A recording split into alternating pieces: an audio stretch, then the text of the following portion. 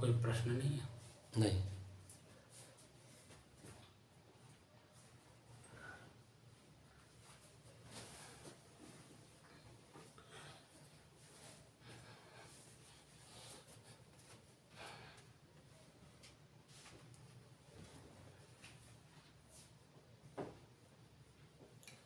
आज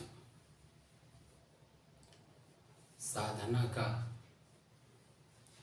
118 दिन हो गया। आज 118वें दिन,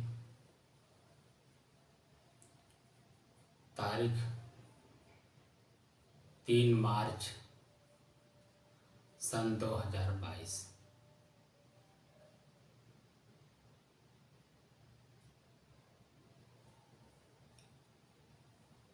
आज एक प्रश्न है। 118वें दिन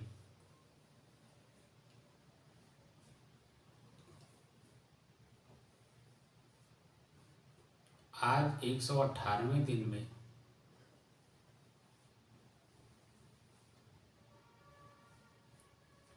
आज मेरा प्रश्न आपसे है। आप यानी राम अवतार बाबू। राम अवतार बाबू से तात्पर्य है सभी साधकों से। आज मेरा प्रश्न है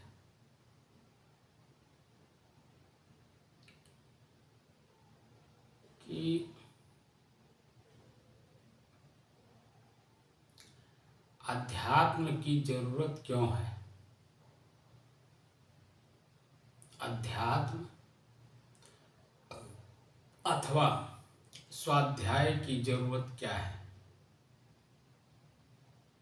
क्यों अध्यात्म में जाने की जरूरत है?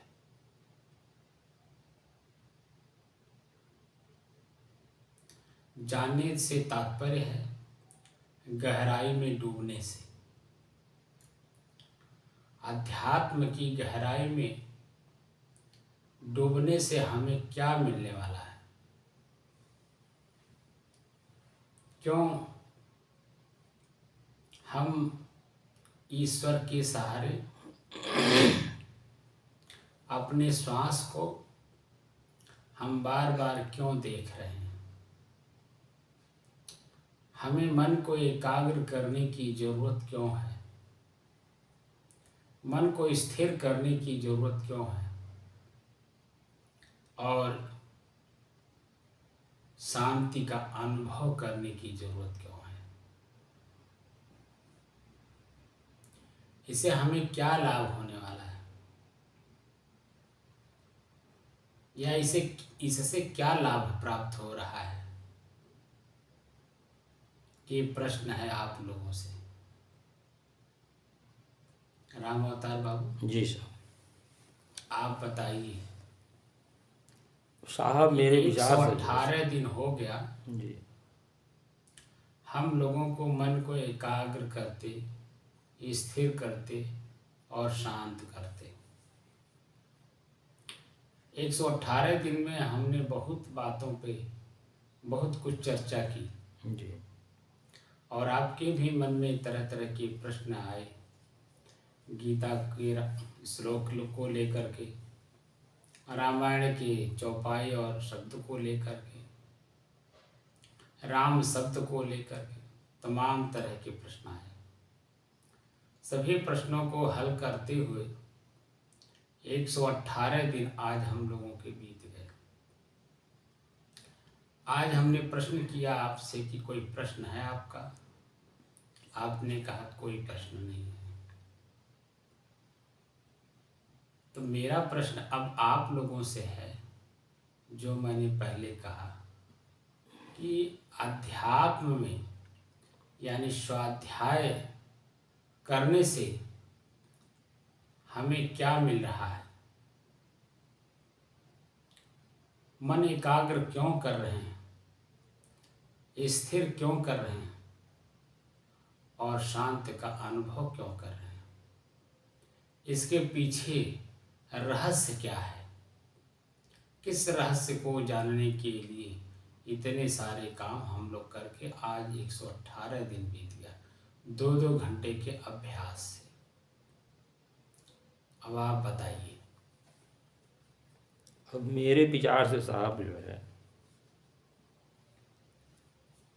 कि मैं मानव जीवन प्राप्त किया, इसमें इतने दिन तक नाना प्रकार के दुख सुख सब भोगे और कोई तृप्ति नहीं हुई। अध्यात्म की तरफ आदमी इसलिए जाता है कि मुझको तृप्ति हो, शांति हो, इसलिए इस मार्ग को आदमी पकड़ता है और अपने को जाने, अपने के कल्याण के लिए तत्पर रहे। अध्यात्म की यही व्याख्या है। आपको आज तक के अभ्यास में आपको क्या आभास हुआ?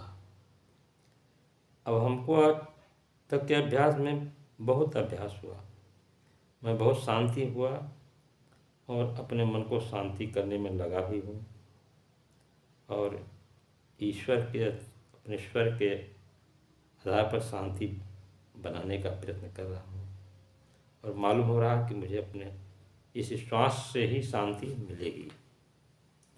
अब आप बताइए, 118 दिन में आज आप इस तरह बात कर रहे हैं। आपकी उम्र 75 साल हो गई। 75 साल की उम्र में आपने हमारे जो संत महात्मा ऋषि मुनि विद्वान ब्राह्मण मंदिर जो कुछ भी आपने देखा और सभी जगहों पे आप गए, सबसे मिले भी, सबकी आपने सेवा भी की और सबके सेवा के उपलक्ष्य में आप सिर्फ शांति चाहते थे। क्या आपको इन लोगों के पास जाने से, इनकी सेवा करने से, दूर दराज तीर्थों में जाने से, वहाँ सबकी सेवा करने से आपको कभी शांति मिली थी? ऐसा साहब, हम यही जानते थे कि मेरे इतने तीर्थ बनाए गए हैं, वहाँ जाने पर शांति मिलेगी। इसी पर्पस से मैं मतलब जाता रहा और जा कर के वहाँ से लौट आया। आने के बाद भी मुझे कोई यह आभास नहीं हुआ। जैसे कबीर साहब ने पहले साखी में जो लिखा हुआ है, उनकी पहली साखी ही सर्वत्र है, तो इस पर भी थोड़ा आप व्याख्यान पहली साखी पर ही करिए। क्योंकि राम को पहचानना, उन्होंने पहले साखी में लिखा है कि राम को जानो।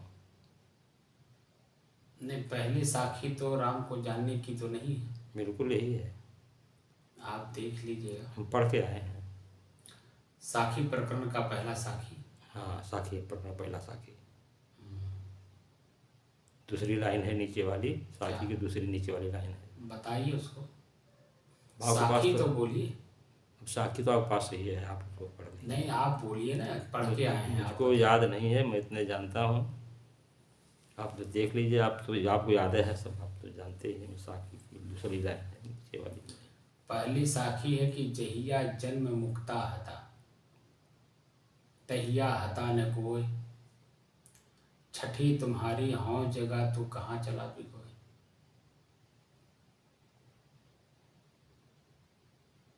यही साखी है। पहले नहीं, उसमें है का, वो तो हमको दीजिए पुस्तक, हम बता देते हैं। उसको बंद करिए।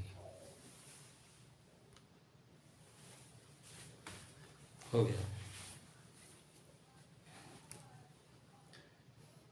जो आप कहना चाहते हैं वो साखी प्रकरण में नहीं, बल्कि आप रमैनी के प्रथम साखी को आप कह रहे हैं, यही कह रहे हैं जी। तो इसीलिए मन में शंका रख करके बात न किया करें, क्योंकि जो भी आप पूछेंगे, पूछने से जब आप खुद अपने प्रश्न पे कंफर्म रहेंगे तो जो उत्तर आएगा, तो अपने प्रश्न और सामने वाले के उत्तर से मिलान करते हैं ना आप। जी। और जब मिलान करते हैं, जब उसका अर्थ पाते हैं, तभी तो आप संतुष्ट होते हैं। जी। यही न होता है। जी। कहने वाले अपने ही प्रश्न को न समझे। प्रश्न से तात्पर्य है अपने दुख, अपनी पीड़ा, अपनी शंका, और हम समाधान चाहते हैं। तो अपनी पीड़ा पहले समझ में तो आए, अपना प्रश्न तो समझ में आए। आप पूछ रहे हैं, आप पूछना चाहते हैं प्रथम रमैनी के प्रथम साखी को, और आपके मुंह से शब्द निकल रहा है साखी का, साखी प्रकरण का प्रथम साखी। तो यहाँ पे कन्फ्यूजन हो जाता है, संशय हो जाती है, और संशय में ना आप सही उत्तर पा पाएंगे ना आप, क्योंकि आपको अपने ही प्रश्न को पता नहीं कि मैं क्या पूछ रहा हूँ। तो प्रथम रमैनी के प्रथम लाइन में अब प्रथम ही सदगुरु कबीर साहब ने कह दिया, अंतर ज्योति। अंतर ज्योति, ज्योति माने प्रकाश, प्रकाश से तात्पर्य ज्ञान। अंतर, अंदर में, आपके अपने ही अंदर में ज्ञान प्रकाश का पुंज है। पुंज माने ढेरी, ढेरी होता है। आपके अंदर में ही, अंदर से तात्पर्य आप स्वयं। कहने का एक तरीका है, समझाने का एक तरीका है कि आपके घट के अंदर जो चेतन है वही राम है, और वही ज्ञान प्रकाश का पुंज भी है।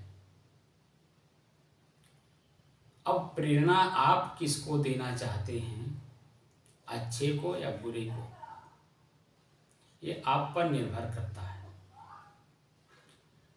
118 दिन जो बीत गया, इस 118 दिन में हम तो बार बार इसी बात को कहते हैं ना कि आप अपने मन की शंका को दूर करो। आपकी चेतना को ही हमारे ऋषि, एक ऋषि तो हुए नहीं हैं, एक ग्रंथ तो है नहीं, तो जितने ऋषि और जितने ग्रंथ हैं उसको जब आप पढ़ेंगे तो आप संशय में पड़ जाएंगे, क्योंकि आपको इस तरह से बताने वाला कोई नहीं। क्योंकि एक ही ग्रंथ को पढ़ करके, एक ही शब्द को अपने मन में, हृदय में बसा करके अन्य शब्दों को लोग नहीं समझ पाते कि वो भी यही बात समझाना चाहते हैं, लेकिन अपनी भाषा में, अपने तरीके से, अपने लोगों के बीच में वो बोल रहे हैं। अब आप उसको बीच में सिर्फ पढ़ लिए, पढ़ने मात्र से, सुनने मात्र से, बिना चिंतन किए, बिना मंथन किए, उस पर आप जो संशय है वो संशय रहित नहीं हो सकते। संशय सहित ही जीवन बीत रहा है, संशय में ही हम लोगों का जीवन चला जा रहा है। इसीलिए सदगुरु कबीर साहब कहते हैं, संशय सब जग खंडिया, संशय खंडिन कोय, संशय खंडे सो जना, जो शब्द विवेकी होय। शब्द पर विवेक करने वाला व्यक्ति जो होगा वही अपने मन की शंका को दूर कर पाएगा। बात समझ रहे हैं जी। आज 118, मेरा प्रश्न आपसे था कि 118 दिन में हम लोगों ने क्या अनुभव किया। मन को एकाग्र, मन को स्थिर और मन को शांत करने की दृष्टि से मैंने पूछा। अब पहले ही प्रश्न मैंने पूछा कि क्या आपका कोई प्रश्न है, आपने कहा नहीं। जब नहीं कहा तो बीच में प्रश्न कहाँ से गया? इसका मतलब अभी आपका मन शांत नहीं हुआ है। तो जब मन शांत नहीं होगा, जो व्यवस्थाएं बताई जा रही हैं उसको आप करेंगे नहीं, आते ही आप सो जाएंगे, आपकी मनोवृत्तियां सो जाती हैं, जो काम हम करने के लिए कहते हैं वो करेंगे नहीं, तो कैसे काम चलेगा?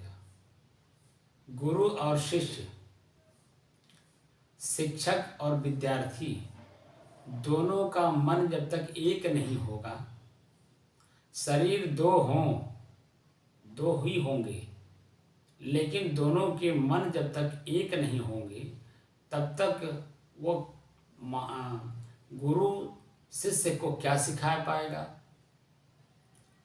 और मास्टर विद्यार्थी को क्या सिखा पाएगा, या विद्यार्थी मास्टर से सीख क्या पाएगा, या शिष्य गुरु से क्या सीख पाएगा, जब तक दोनों के विचार एक नहीं होंगे। अब यहाँ पर उदाहरण दिया जाता है कि माँ के गर्भ में जो शिशु होता है वो माँ के अधीन होता है, तभी उसके बॉडी यानी शरीर का ग्रोथ होता है, यानी बढ़ता है। अगर वो कहे कि माँ के किसी भी हिस्से से हमें कोई लेना लगना नहीं है, हम इससे अलग ही पैदा हो जाएंगे, तो आप कैसे पैदा होंगे? आप बताइए, आपके शरीर का ग्रोथ कैसे होगा? उसके मटेरियल को अगर आप नहीं लेंगे तो आपके शरीर का ग्रोथ कैसे होगा? तो मटेरियल यहाँ गुरु का जो ज्ञान है, जो विचार है, व्यवहारिक और आध्यात्मिक, क्योंकि वह देख कर बोलते हैं, जान कर बोलते हैं और समझ कर बोलते हैं। देख, जान और समझ करके जो काम किया जाता है या बोला जाता है या समझा जाता है, उसमें किसी प्रकार का कोई शंका रह ही नहीं जाती है, वहाँ दोनों एक हो जाते हैं। इस पॉइंट पे सदगुरु कबीर साहब कहते हैं, अपनी कहे मेरी सुने, सुन मिल एक होए। हम संशय लेकर के पैदा हो रहे हैं, क्योंकि एक जन्म ही नहीं आज हम लिए हैं, इसके पहले कितने जन्म लिए हैं हम, आप पता नहीं है। अगर आज अपने संशय को आज खंडन नहीं करेंगे तो आगे भी अनंत काल तक आपके संशय को कोई खंडन कर नहीं सकता है, बल्कि उसी में और ओतप्रोत होकर के नाना प्रकार के शरीरों में जा करके उनके नियमों में बंध करके आपको सिर्फ पीड़ा दुख के अलावा कुछ मिलने वाला नहीं है। ये मानव जीवन जब अपने पैर में कांटा गड़ता है तो कितना सिहरन होती है, कितना दर्द होता है, कितनी पीड़ा होती है। तो आप चाहते हैं कि मेरे पैर से कांटा तुरंत निकल जाए, निकालने के लिए उद्यम करते हैं, क्योंकि पैर रख करके आप चल नहीं पा रहे हैं। तो मन के अंदर में वासना रूपी कांटा गड़ा हुआ है और असहनीय पीड़ा दे रहा है, और फिर भी हम उसी में ओतप्रोत होकर के और उसको गड़ा रहे हैं अपने जीवन में। एक वासना नाम की जो कांटा है, इसको जो समझ में आ जाए फिर पूछना ही क्या। महाराज, जो व्यक्ति अपना दुख दर्द जान जाता है कि हमारा दुख क्या है, दर्द क्या है, पीड़ा क्या है, तो उसको निकालने में लगता है। जैसे भोजन, जैसे आवास, जैसे वस्त्र, ये तीन सामाजिक रूप से कांटा गड़ा हुआ है, और आप इसी को अपने जीवन में धारण करने के लिए कितने आप परिश्रम करते हैं। खेती करते हैं तो खेती करते समय खेती शुरू करने से लेकर के अन्न पैदा होकर आपके घर तक आने में 3 से 4 महीने लग जाते हैं। अब 3 से 4 महीने का जो दुख है, दर्द है, पीड़ा है, मानसिक तनाव है, आप भी किसान हैं, जान सकते हैं। आप एक नौकरी पेशा में आकर के सरकार की नौकरी की आपने, आपको प्रतिदिन वेतन नहीं न मिलता था, वेतन 1 दिन मिलता था महीने में, और उसी वेतन के लालच में 1 महीने तक आप भूख प्यास, मान अपमान, निंदा स्तुति सारे कुछ को आपने सहन किया। अगर आप सहन न करते तो आपको नौकरी से बर्खास्त कर दिया जाता। अब आप बताइए, वहाँ पर आपने अपने मन को कितना कंसंट्रेट यानी एकाग्र करके पूरा जीवन आप चले, उसका लाभ लिए, और उसका लाभ आज भी आपको पेंशन के रूप में मिल रहा है, क्योंकि आपने पूरा जीवन उसी के लिए खपत कर दिया। घर, मकान, स्त्री, पुत्र, समाज को बनाए रखने के लिए, अपने शरीर को बनाए रखने के लिए पूरा आपने जोर लगाया, पूरी जवानी आपने खपत कर दी। उसी तरह से इसी जीवन में जिसको वास्तव में इस पीड़ा को समझ में आ जाएगा, वो दूसरे की तरफ उसको देखने का, जानने का, समझने का कहीं अवसर ही नहीं है। वो सिर्फ अपनी ही तरफ देखेगा जब तक उसके जीवन से कांटा निकल नहीं जाएगा। आपके शरीर में प्रत्यक्ष रूप में जब कांटा गड़ता है, जब तक निकल ना जाए, आप फुदक फुदक कर किसी और का काम कर पाएंगे? आप बताइए। नहीं कर मिलेगा। तब वही बात है, आपके मन के अंदर में एक वासना रूपी जो कांटा है वो तो गड़ा ही है। उसके अलावा अनेकों प्रकार के जिनके पास आप जा रहे हैं वो अभी कांटे से ही ग्रसित हैं। अपना कांटा कोई निकाल ही नहीं पा रहा, सिर्फ दूसरे को पर उपदेश दे रहा है कि ऐसे ऐसे कांटा निकलता है, और निकाल खुद नहीं पा रहा है। अरे जिसको जानकारी होगी पहले अपना निकालेगा, फिर दूसरे का निकालने का कोशिश करेगा। यहाँ जितने भी लोग हैं, विद्वान हों, पंडित जी हों, गृहस्थ हों, विरक्त हों, सबके अंदर में कांटा गड़ा हुआ है। असली साधक तो वो होता है, असली मनुष्य वो होता है जो अपने काम में एकदम मस्त हो। अपने काम तो समझ में आए। हमारा काम है हमारे ही मन के अंदर में वासना का जो कांटा गड़ा हुआ है, जो अपार पीड़ा दे रहा है, आए दिन हमें पीड़ा ही पीड़ा देता है, उस पीड़ा को तो हम निकाल नहीं पा रहे हैं, और दूसरे को उपदेश देने में हम पूरा जीवन लगा करके उनको उपदेश दे रहे हैं। भगवान ऐसे कर देंगे, भगवान वैसे कर देंगे। भगवान बेचारे खुद अपने जीवन के अपना वासना रूपी कांटा निकाल नहीं पाए, और हम आप जो है उन्हीं के पीछे दौड़ रहे हैं कि वो हमारा कांटा निकाल देंगे। वह तो एक आदर्श सूचक शब्द हैं कि फला व्यक्ति अपना काम इस तरह से अपने जीवन में किया, उन्होंने अपना करके अपना काम सुचारू रूप से करके अपना जीवन यापन करके चले गए। शरीर में कोई हमेशा रहने वाला नहीं है,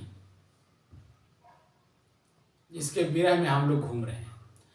उनके ग्रंथ हैं, वो ग्रंथ के माध्यम से आपको समझाना क्या चाहते हैं, इस बात को समझने का प्रयास करिए। राम की चर्चा जिस ग्रंथ में हो वो रामायण है। तो राम से तात्पर्य है वह एक रूपक खड़ा करके एक समझाने का कला है हमारे ऋषि और महर्षि का, संत और महात्मा का, जिन्होंने अपने मन रूपी क्षेत्र से वासना रूपी कांटा को निकाल के फेंक दिया है और अपने आप पे शांत हो गया है। और जब बिल्कुल शांत हो जाते हैं तब मन में करुणा जागती है, और जब करुणा जागती है तो सबको देखते हैं अपनी दृष्टि से कि सभी लोग वासना से ग्रसित हैं, एकदम वासना से ग्रसित है। तो उनको वासना से निकालने के लिए, वासना रूपी नदी से निकालने के लिए प्रयास करते हैं, एक साधन देते हैं। और वर्तमान में जो साधन जैसा जिसको दिखाई देता है वह वैसा प्रयोग करता है। जैसे नदी एक है, नदी के तट पर अनेकों गांव बसे हुए हैं, जगह जगह जगह जगह, और नदी में बाढ़ आ गई और सभी लोग बह रहे हैं। तो अपने अपने गांव के सामने जो नदी पर व्यक्ति है और तट पर है, नदी में नहीं तट पर है, तो जो नदी में बह रहे हैं उस समय में जिसके सामने जो व्यक्ति बह रहा होता है, तो जो व्यक्ति बाहर तट पर है वह अंदर वाले को निकालने की कोशिश करता है। तो जो जैसी बुद्धि जिसकी प्रत्यक्ष में काम करती है वह वैसा करता है। बहुत से सारे लोग नासमझी का, धैर्य का परिचय न दे करके वो नदी में ही कूद जाते हैं, जो कि उसका उपाय है कि सबसे पहले अपने आप को मजबूत किए रहिए, तट पर ही रहिए, और तट पर रह करके धैर्य रख करके उपाय ढूंढिए। तो उपाय में सबसे पहला उपाय है कोई बड़ा सा लकड़ी जिसको बांस कहते हैं, लग्गी कहते हैं, इस तरह की कोई चीज़ हो जिससे कि जब उन्हें हम निकाल सकें। उन्हें पकड़ाइए और पकड़ा करके धीरे धीरे उनको खींच करके बाहर करिए। दूसरा है रस्सी। रस्सी से जब आप निकालिए, नहीं रस्सी है, नहीं बांस है, तो जोर जोर से चिल्लाइए ताकि अन्य लोग भी, तैरने वाले लोग, उन्हें निकालने में सक्षम हों। और नाव का प्रयोग करिए, अगर नाव है तो नाव से ले जा करके उनको निकालिए। सबसे पहले अगर नदी में कूदना है तो स्वयं तैरने आना चाहिए। स्वयं बचने और दूसरे को बचाने की कला स्वयं में आना चाहिए, तब आप दूसरे को बचा पाएंगे। नहीं तो खुद ही डूब करके उसी में मर जाएंगे। और लोग जो डूब रहे हैं वो तो डूब ही रहे हैं, आप भी उसी में डूब के मर जाएंगे। तो ये जो साधना सिखाया जाता है, सबसे पहले अपने आप को मजबूत करने के लिए सिखाया जा रहा है कि अपने आप को पहले मजबूत करो। नदी से पहले तो बाहर निकलो और बाहर निकल करके अपने आप को पहले संतुष्ट करो, तृप्त करो, फिर दूसरे को निकालने का प्रयास करो। सारी कलाएं आपके अंदर भी आना चाहिए।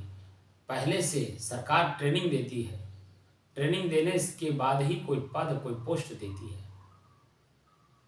कोई जिम्मेदारी देती है, इसलिए कि जिम्मेदारी में अनेकों प्रकार के दुख और पीड़ा आएंगे। आप पहले स्वतः बचिए, तब दूसरे को बचाइए। अगर आपको अपने स्वयं में बचने की कला नहीं है तो अपने ही डूब करके उसी में मर जाएंगे, तो दूसरे को बचाएंगे कहाँ पर। इसी तरह से संत महात्मा विद्वतगण आपको बचने का उपाय बताते हैं, पहले सिखाते हैं, जनाते हैं, ट्रेनिंग देते हैं कि ताकि गृहस्थी में प्रवेश करने से पहले सारे गुणों को आप जान लीजिए। गृहस्थी नदी है, समुद्र है, उसमें डूबने और उतराने के अलावा कुछ आपको हासिल नहीं होगा। तो उसमें डूबने से पहले आप सारी कलाओं को जान करके तब उसमें जाइए और वर्तमान में रह करके अपने जीवन को जीने की कला सीखने के साथ उसको प्रयोग करिए। इसीलिए ब्रह्मचर्य का पालन कराया जाता था, ब्रह्मचर्य के साथ साथ विद्या ध्यान कराया जाता था, यानी गृहस्थी में या विरक्ति में रहने की कला सिखाई जाती थी। तो वहाँ दो चीज़ों की मजबूती होती थी, एक तो आपका शरीर हिष्ट पुष्ट और मजबूत होता था, दूसरे ज्ञान के द्वारा, जानकारी के द्वारा आपका मन मस्तिष्क मजबूत होता था, जिससे कि गृहस्थी में प्रवेश करने के पहले जब आप मजबूत रहते हैं तो गृहस्थी में उतरने के बाद प्रतिदिन, प्रति घंटे आपके जीवन में परिवर्तन दिखाई देता है। तो व्यवहार में परिवर्तन दिखता है, लेकिन आप में अगर परिवर्तन नहीं है तो उसे आप कितना बड़ा से बड़ा दुख पीड़ा पहाड़ की तरह गिर जाए आपके ऊपर, लेकिन उसको संभालने में आप कामयाब हो जाएंगे, क्योंकि आप स्थिर हैं और उन सब चीज़ों को देख रहे हैं। और कैसे देख रहे हैं? तटस्थ होकर के भोग रहे हैं, लेकिन तटस्थ होकर के। तब आपके जीवन में और समाज के जीवन में कोई व्यवधान उत्पन्न नहीं होता है। इसीलिए शिक्षा दी जाती थी, लेकिन ठीक उल्टा हो रहा है। आदमी सिर्फ सीखता है, जानता है, अपने प्रयोग के लिए नहीं, पर उपदेश के लिए। तो ऐसे उपदेश को सदगुरु कबीर साहब कहते हैं, मैं चितवत हूँ तो ही को, तू चितवत कछु और लानत ऐसे चित्त पर एक चित्त दुई ठौर। अभी अपने आप को मजबूत किया नहीं, शब्द को सुना, थोड़ा सा चिंतन किया, पता चला कि दूसरे को उपदेश देना शुरू कर दिया। अपने आप को पहले मजबूत करो, और जो अपने आप को मजबूत किए रहता है वो बहुत सावधानी के साथ, सतर्कता के साथ, एकदम सिंपल जीवन जीते हुए अपने मार्ग को प्रशस्त करता है, धीरे धीरे चलता है, देखकर, जानकर, समझकर, तब किसी कार्य को करता है और अपनी शांति को बरकरार रखता है। मन रूपी वासना की भीतर यानी चंचलता में आकर के कोई काम नहीं करता है। मन को स्थिर करता है, पहले पहले तो एकाग्र करता है, एक ही बात को पहले सुनता है, पूर्ण सुनता है। उसके बाद वो विश्लेषण करता है, चिंतन करता है, करने लायक है कि नहीं। अगर करने लायक हो, उसमें कईयों का लाभ दिख रहा हो, उसमें अपना भी लाभ हो, तो काम को करेगा। अगर वो ऐसा नहीं दिखता है तो ऐसा काम नहीं करेगा। वह स्थिर है, शांत है और अपनी शांति को बनाए रखने में कामयाब होता है। आज जो मेरा प्रश्न था वो इसी पर था कि आपने मन को शांत कर लिया अगर, तो मन शांत क्यों कराया जा रहा है। इस प्रश्न को जानने और समझने के लिए मैंने प्रश्न किया था। चौधरी साहब जी सर। आज 118 दिन हो गए जी 2-2 घंटे के हम लोगों के अभ्यास में। आप भी रेगुलर हैं, राम अवतार बाबू भी रेगुलर हैं और रामदीन मौर्य जी भी रेगुलर हैं। 118 दिन तक मन को शांत कराया गया। पहले तो मन को एकाग्र किया गया, मन को स्थिर किया गया और मन को शांत। ये तीनों साधन हमने क्यों प्रयोग कराए, इसके पीछे लॉजिक क्या है, रहस्य क्या है, उसके बारे में कुछ आप जानते हैं?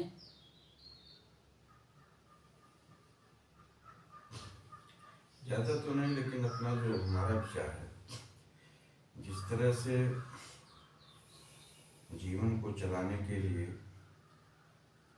प्रतिदिन हमको भोजन की आवश्यकता होती है, उसी तरह से हमें शांत रहने की भी प्रतिदिन आवश्यकता है। तो जैसे भोजन हमको चाहिए, उसी तरह से हमारे दिल दिमाग मन को जो है शांति चाहिए। तभी जैसे भोजन शरीर के लिए जो है आवश्यक है, उसी तरह से मन को भी शांति की ज़रूरत है। जब मन हमारा चंचल नहीं रहेगा, शांत रहेगा, तो हम अपने उद्देश्य को या जो भी काम करेंगे वह सुचारू रूप से जो है अपने जीवन में हम अपना सकते हैं। मेरा प्रश्न था मन को एकाग्र, स्थिर और शांत कराने के पीछे जो रहस्य है वो क्या है। जैसे आपने भोजन का उदाहरण दिया, वैसे शांति है, शांति जरूरत है। जैसे भोजन की आपने तुलना अच्छा किया, लेकिन भोजन शरीर को क्यों दिया जाता है, इसके पीछे रहस्य क्या है कि हमारे शरीर में शक्ति उत्पन्न होगी। भोजन हम देंगे तो शक्ति उत्पन्न होगी, और जब शक्ति उत्पन्न होगी तो समय समय से इसकी उपयोग कहाँ करना है, कैसे करना है, कितना करना है, ये अपने आप समय बता देता है। वो भोजन के समय नहीं बताता है। भोजन के पीछे रहस्य है कि भोजन जब हम देते हैं शरीर को, तो हमारे ही शरीर में सबसे पहले उससे रस बनता है, खून बनता है और वीर्य बनता है, और बाकी जो हमारे शरीर के पार्ट्स हैं वो सब उसी में मजबूत होते हैं। तो शरीर जब स्वस्थ रहता है तभी तो आगे आप फुदक फुदक कर, दौड़ दौड़ कर किसी काम को करते हैं, सारी समस्या का समाधान करते हैं। तो उसी तरह से जब मन शांत कर लेने के बाद का जो रहस्य है वो क्या है, आपके अपने ही जीवन में जो बुराइयां हैं, जो संशय हैं, जिस पीड़ा से हम पीड़ित हैं और एक जन्म नहीं जन्म जन्म से पीड़ा भोगते आ रहे हैं, उन समस्याओं को, उन पीड़ाओं को हमें आज खोद खोद कर अपने जीवन से निकालना है। क्योंकि आप बिल्कुल शांत हो गए, शांत रहने की कला सीख गए। तो अब जो है समय समय से आपके मन मस्तिष्क में, आपके शरीर में, आपके परिवार में, आपके समाज में आपके द्वारा दुख, पीड़ा, पश्चाताप, आत्मग्लानि का जो वो फहरिस्त है, उसे हमें कम करने के लिए ये सब लॉजिक, इसका रहस्य ही है कि हमारे जीवन में जो पीड़ा है, दुख है, उसे निकालने का तरीका मिलता है। यानी खोदने का, खोद खोद करके निकालने का।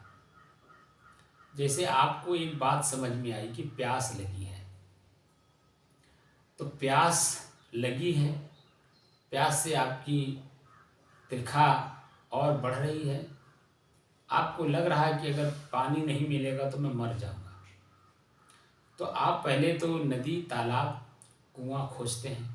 आपको नदी तालाब कुआं यानी पानी ना आपको मिलता नहीं है, तो आप क्या करते हैं? तो आपके मन में एक ज्ञान उत्पन्न होता है, जानकारी होती है कि पानी तो कहीं मिल नहीं रहा है, तो क्या किया जाए इस स्थिति में?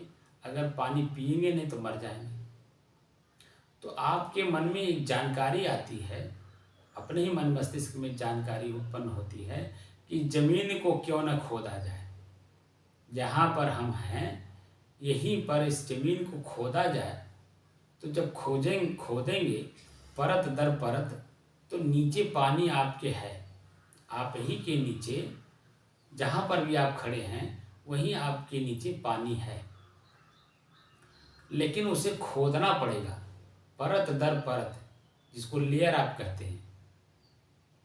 एक एक लेयर आप जब मिट्टी को खोदते हैं तो कितनी गहराई में जाने के बाद आपको पानी मिलता है, और पानी मिलने के बाद जो तृप्ति आपको होती है, वो जो खुदाई किए रहते हैं, वो खुदाई का जो पीड़ा है, उस समय में जो खोदने का पीड़ा प्लस प्यास का पीड़ा, दोनों जो है हम भूल जाते हैं, और एकदम पानी, शीतल पानी पी करके अपने आप को एकदम तृप्त कर लेते हैं।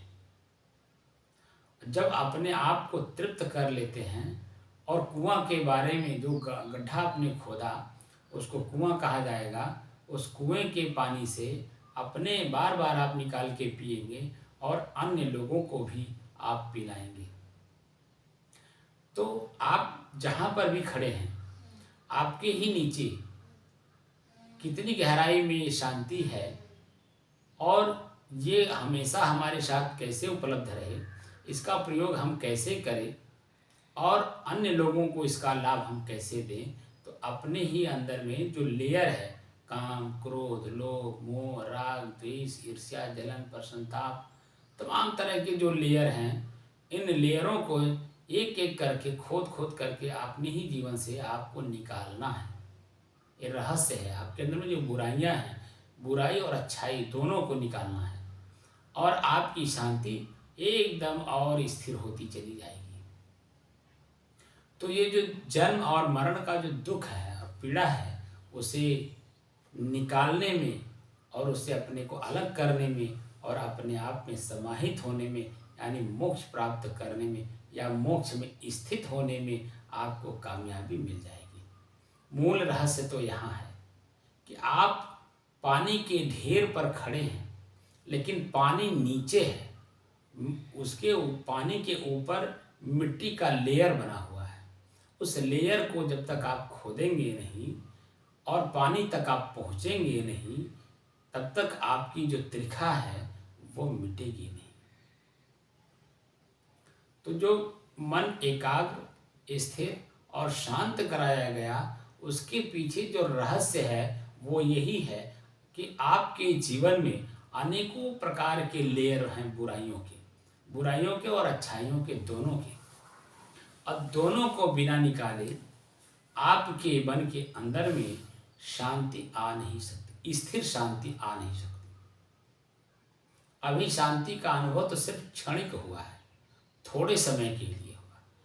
अभी यहाँ पर कोई ऐसे आदमी नहीं है और ऐसी क्रिया आपके सामने नहीं हो रही है, या आपके कान के सामने ऐसा शब्द नहीं आ रहा है कि आपकी शांति भंग हो। यहाँ तो सिर्फ मन की शांति का ही सिर्फ चर्चा हो रही है, और मन को शांत करने वाले लोग यहाँ आपको उपदेश दे रहे हैं, क्योंकि हमें स्वयं शांति चाहिए। तो जो मुझे चाहिए तो वही आपको भी चाहिए। तो हम दोनों आपस में एक चर्चा कर रहे हैं कि मन शांत कैसे हो, उसका प्रयोग हम लोग कर रहे हैं। यहाँ मन तो शांत है और शरीर भी शांत है, शरीर की इंद्रियां भी शांत हैं, और जो छठा इंद्रिय है मन, जो कल्पना में बीतता रहता है, वो भी यहाँ शांत है। तो यहाँ की शांति, बाहर जैसे अभी जाएंगे, आँख देखेगा, कान सुनेगा, क्रियाएं आपके सामने होंगी ही, प्रकृति के नियमों में बदलाव होगा ही। देख करके जैसे जैसे आपका समय बीतता जाएगा, शाम होता जाएगा, वैसे वैसे आपका जो शांति है वर्तमान की, ये अशांति में बदल जाएगी। तो ये जो साधन आपको परिपक्व कराया जा रहा है, ये 24 घंटा 1 मिनट को भी आप छोड़िए नहीं, अपने आप में स्थिर रहिए। दृश्य कैसा सामने आ रहा है, दृश्य से तात्पर्य है आँख के सामने जैसा दृश्य है, कान के सामने शब्द भी दृश्य है, जीभ के सामने स्वाद भी एक दृश्य है। दृश्य कैसा आ रहा है, हमारे भाव कैसे बदल रहे हैं, इस बात की जानकारी इस साधना से आपको प्रेजेंट में मिलती रहती है। आप हमेशा चैतन्य रहते हैं, चौकन्ना रहते हैं, आपकी शांति कहीं भंग ना होने पावे। इसलिए बड़ी से बड़ी घटनाओं को भी आपको सहन करने की क्षमता आ जाती है, क्योंकि आपको अपनी शांति का पूर्ण ज्ञान हो गया। जब मिट्टी खोदते हैं लेयर एक एक लेयर को, तो उपजाऊ मिट्टी भी उसमें मिलती है और कंकड़ पत्थर भी मिलते हैं जो गैर उपजाऊ हैं। लेकिन दोनों को आप बाहर करते हैं, निकाल के फेंकते हैं, तब जाकर के नीचे पानी आपको मिलता है। आप पहला लेयर आप खोदने से पहले आप देख रहे हैं तो मिट्टी बड़ी उपजाऊ है, यहाँ खोदें कैसे? तो आप जब मिट्टी उपजाऊ है खोदें कैसे? तो आपका जो खोदने का साधन है, हथियार है, कुदाल, फावड़ा, खंती, खुरपी जो भी है, उसका प्रयोग आप नहीं कर पाएंगे, क्योंकि आप जो है मिट्टी को देख रहे हैं, उपजाऊ है। उपजाऊ से तात्पर्य अच्छे से, तो उसे आप अपने मन को स्थिर करके खोदने की कोशिश करते हैं। नहीं, हमें पानी चाहिए, तो वो अच्छी मिट्टी हो या खराब मिट्टी हो, उसे आप खोद कर वहाँ से बाहर निकालने में कामयाब होते हैं। तब धीरे धीरे नीचे जाते हैं, layer by layer, step by step, धीरे धीरे अंदर जाते हैं। तो कोई 10 फुट पे पानी निकलता है, कोई 15 फुट पे निकलता है, कहीं 20 फुट पे, कहीं कहीं तो हमने देखा है राजस्थान वगैरह में 100 फुट पे चले जाइए तो पानी नहीं निकलता है, 150 फुट जाइए, 200 फुट तक जाइए तो पानी जाके निकलता है। अब आप समझ सकते हैं कि ऊपर पृथ्वी पर जहाँ आप खड़े हैं, वहाँ से लेकर के 100 फुट नीचे जाने में, खोद करके जाने में कितना परिश्रम करना पड़ता होगा, और तब तक अपने क्षुधा को शांत रखना पड़ता है, धैर्य रखना पड़ता है, ताकि जो है हमें पानी मिल जाए। और जब पानी मिलता होगा और मुंह में जब जाता होगा, पेट के अंदर में त्रिखा जब बुझती होगी, तो क्या एहसास कराता होगा, इस सहज आप समझ सकते हैं। तो मूल रहस्य तो मन की एकाग्रता, मन की स्थिरता, मन की शांति का स्वयं में अनुभव कराने से तात्पर्य है आप अपने को फिर खोदिए। हमारे जीवन में बुराइयां और अच्छाइयां कितनी कितनी हैं, कितने परसेंट में हैं, और धीरे धीरे अपने को सबको शांत करने की कोशिश करिए। इसी पॉइंट पे जा कर के महापुरुष कहते हैं कि एक एक निर्वारिये जो निर्वारी जाए, दोय मुख का बोलना घना तमाचा खाए। एक एक बुराई, एक एक अच्छाई को अपने जीवन से निकालने का प्रयास करिए। अच्छाई वर्तमान में करते चलिए, ये नहीं कि नहीं करना है, लेकिन उसमें अहम भाव ना होने पाए कि मैं किया। वहाँ ये भाव होना चाहिए कि समय ने करा दिया, आपका स्नेह मिला, ऐसा हो गया। ये नम्रता है। और वास्तविक स्थिति भी यही है, समय आने पे वो हो जाता है, आपको करना कराना थोड़ी पड़ता है, लेकिन वह आपके मन पर अच्छे या बुरे का प्रभाव ना पड़े। अच्छा हो तो मन गदगद हो, प्रसन्नचित हो, आनंदित हो, और दुख पड़े तो जो है उसमें पश्चाताप में डूबे। दोनों स्थिति को आपको संभालना होगा, तब जाकर के आपकी शांति बरकरार रहेगी। शांति शब्द कह देने से शांति आती नहीं है, वैसा कार्य उसके पहले तो उसको समझना पड़ता है, समझ करके उसे अपने आप में समाहित होना पड़ता है, अपने आप को ही उसमें समाहित करना पड़ता है, तब जाकर के शांति का पूर्ण अनुभव होता है। शब्द तो छोटा है, लेकिन काम इसका बहुत बड़ा है।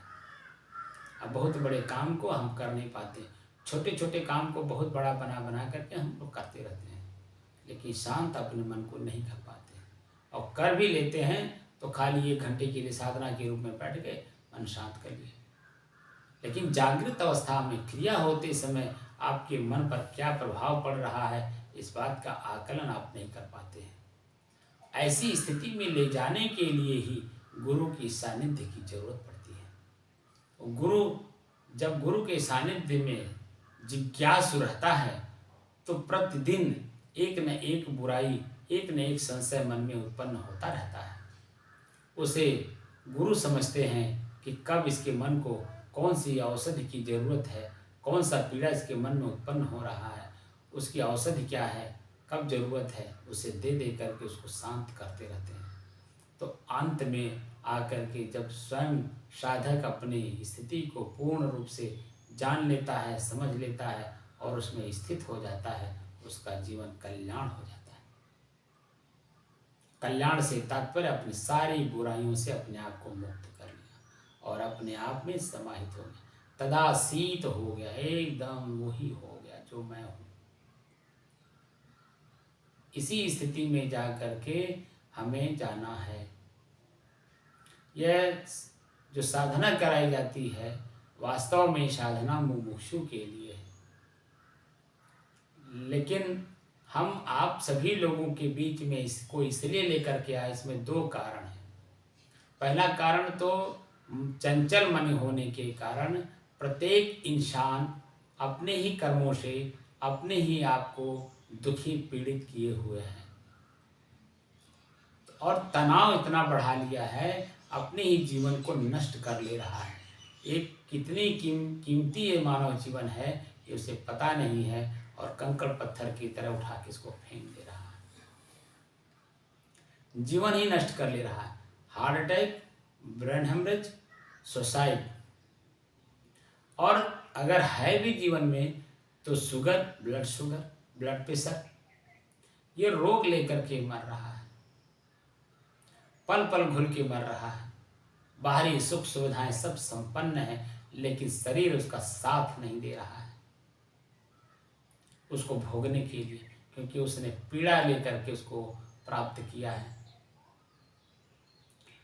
पहला कारण तो मन की चंचलता खत्म हो, मन स्थिर हो और शांति का स्वयं में अनुभव करे तो शरीर में और मन में रोग उत्पन्न हुआ है उस रोग को यहाँ धीरे धीरे शांत करे।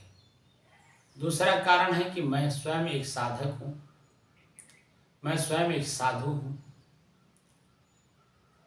तो अपनी साधना को बरकरार रखने के लिए कि मैं भी उसी में ओतप्रोत रहूँगा और अन्य लोग जो लोग भी इसमें आना चाहेंगे उनको भी उसी में अपने ही भाव में पिरो करके, हम जैसे रास्ता, आपको भी शांति चाहिए, हमें भी शांति चाहिए, रास्ता चलना है, आपको भी लखनऊ जाना, हमें भी लखनऊ जाना है। असंजोग से दोनों को जानकारी हो गई, एक के पास साधन है तो एक साधन में दोनों जने अगर बैठ के चले जाएंगे तो मंजिल भी मिल जाएगा और रास्ता भी बड़े आनंद से कट जाएगा। 4 घंटे 5 घंटे का जो सफ़र है वो पता भी नहीं चलेगा। इसी दृष्टि से हमने अपने आप की साधना को हमें तो करना ही करना है, साथ साथ आप लोगों को भी लेके चलना है। इससे हमें फ़ायदा ये है कि हमारी ज़िंदगी बड़े आराम से कट जाएगी और हमारे मन में किसी प्रकार की बाहरी जिज्ञासा नहीं होगी। मुझे मठ चाहिए, मुझे आश्रम चाहिए, मुझे कार चाहिए, मुझे एसी चाहिए, मुझे ये चाहिए, मुझे वो चाहिए, मुझे कुछ नहीं चाहिए, बस अपनी साधना मुझे चाहिए, जिससे कि मैं अपने स्वयं में चौकन्ना रहूं, सावधान रहूं और सतर्क रहूं और मेरी सावधानी, मेरी सतर्कता मुझे अंतिम पल तक लेकर के जाए। इसमें मूल रहस्य ही है।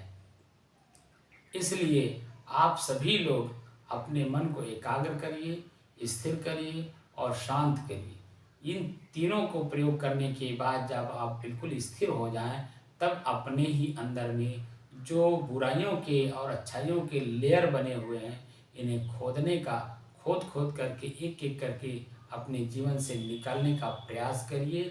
मेरी यही शुभकामना है आप लोगों के साथ। शाही।